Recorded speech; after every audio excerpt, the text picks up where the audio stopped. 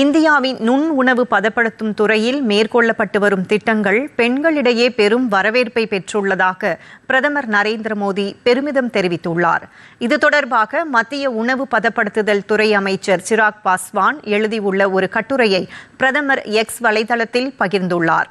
நுண் உணவு பதப்படுத்தும் நிறுவனங்களை முறைப்படுத்தும் திட்டம் எவ்வாறு எளிய முறையில் நிதி உதவியை அளிக்கிறது, அவற்றில் உள்ள தொழில்நுட்பம், வணிக முத்திரைகள் மற்றும் சந்தை இணைப்புகள் மூலம் எவ்வாறு முறைப்படுத்தப்படுகின்றன என்பதை இந்த கட்டுரை எடுத்துரைப்பதாக பிரதமர் குறிப்பிட்டுள்ளார்.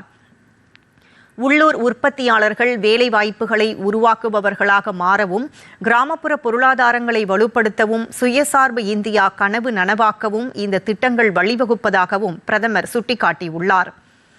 நுண் உணவு பதப்படுத்துதல் துறை திட்டங்கள் குறிப்பாக பெண்களை பெருமளவில் ஊக்குவித்து வருவதாகவும் பிரதமர் நரேந்திர மோடி குறிப்பிட்டுள்ளார்.